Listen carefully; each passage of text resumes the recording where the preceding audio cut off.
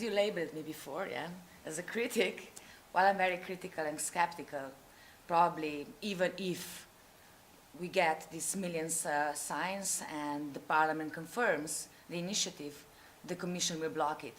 We've seen what happened with the directive about the water, when first time the citizens' initiative was used, and then of course the European Commission said, okay, we will not go with the directive about privatization of the water, but now they changed the stance and they say, okay, each an individual country has its own right to do with its resources as it has.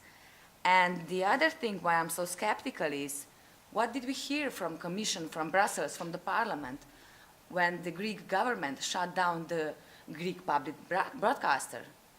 Of course, they were appalled, they were, oh yeah, worried, but nothing happened. You said that the Commission haven't been active for 20 years, but the thing is they have been active. They've been active in doing absolutely nothing to change the rise of privatisation, concentration, to make sure that whatever monopoly controls are there are so weak and very rarely applied. That, to me, is being very busy.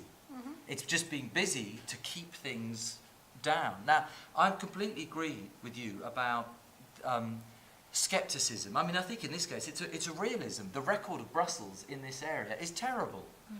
But it just depends how you see reform campaigns. You can either see, and the initiative is a pretty classic reform campaign, you either see it as a handful of people who have good intentions pleading with very powerful people to say, will you help us because we're not happy?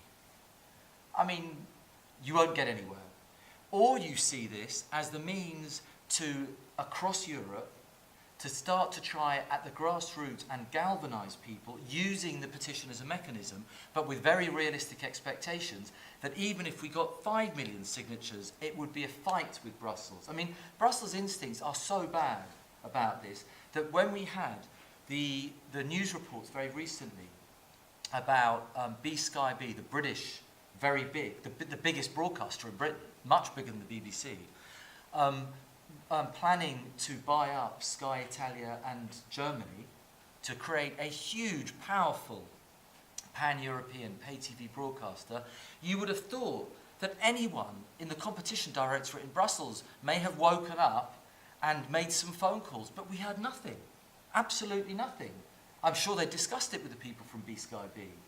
So I think you're right, we should have no illusions that these reforms will be delivered, even with 1 million signatures. But I do think there is a real importance of citizens' groups, of NGOs, of academics, of students, and I hope of journalists and journalist organisations starting to act together, because we will, with or without Brussels, this will need to be a campaign that continues. Of course, the media space in Slovenia, as I see it, is also captured or hijacked by the politics or by the capital. So the private media have been hijacked by the capital. We have the brewery running the biggest broadsheet in Slovenia, and they run it as a brewery, not as a newspaper, you know. And when you have people who are responsible for a media and they say the articles don't sell, the ads sell. So what can you do? So of course, journalists are by that forced to survive like anybody else in the world or in the society. We have the journalist associations, the syndicates, but then again we have this big problem of solidarity.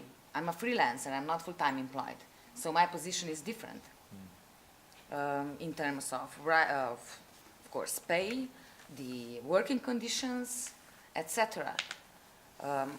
Okay, but of course, because I work in a foreign news department, I'm more free about the content reporting than if I would report about domestic or Slovenian foreign policy.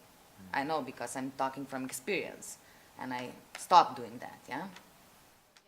Well, the main one is that no company should have more than a 20% share of any news market. This is not a revolutionary demand. It is effectively saying that in any news market, by which we mean online, national and regional print, that there should be six voices, let's use their language. If it's a maximum of 20%, effectively you're saying there should be 6 players. Now, it could be that there are 6 clones, which is not going to do anyone any good.